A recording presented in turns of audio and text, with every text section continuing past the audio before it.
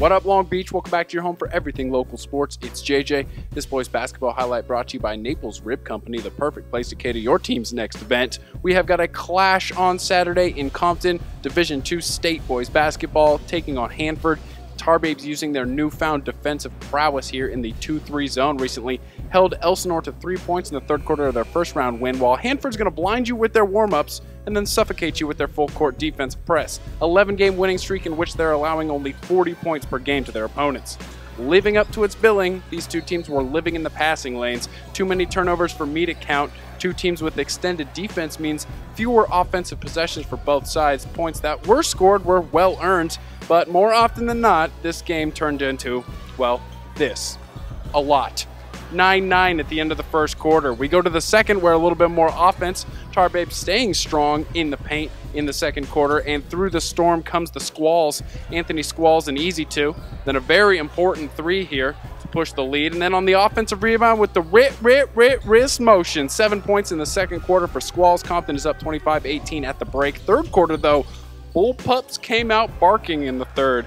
Juwan Hughes with the steal and the score. They're going to outscore Compton 23-10 in the third quarter, and a big reason was 3 3-pointers from this guy, sophomore Ryan Johnson, on his way to a team-high 20 points. So Red in Blue City feeling very comfortable. It's 41-35 end of the third, but in the fourth, Scott goes hip. Rayshawn Scott in the fourth quarter. All I did was be in the paint. And then a huge 3-pointer from Javonte Jackson. Hanford just up 45-42 here. 2 possessions later, down 1, under 2 left. This play pretty much sums up this entire game.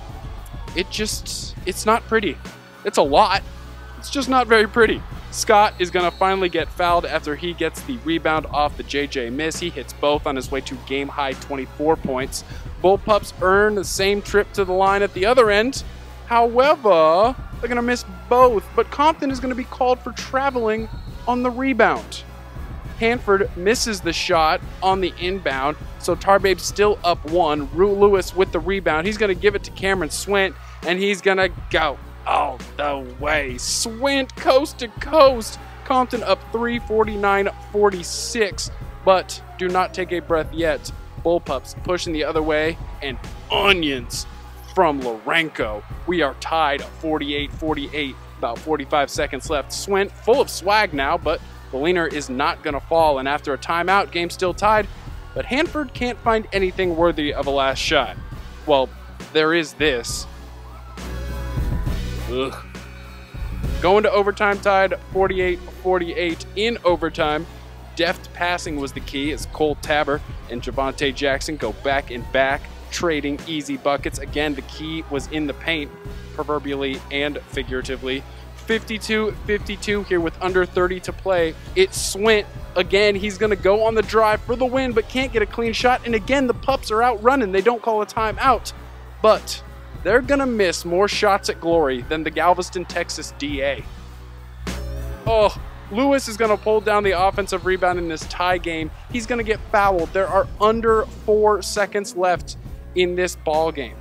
Lewis to the line, cool as the other side of the pillow.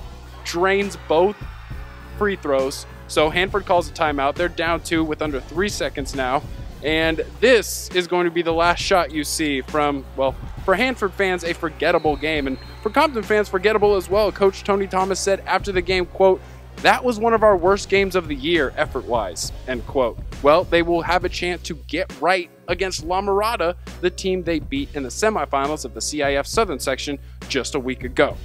Thanks as always to all of our sponsors, including Papalucci's down on 2nd Street. Stick with us. That Compton-La Mirada game on Tuesday is going to be turned, and you're going to get all of the coverage right here at Gazette Sports and the Press Telegram.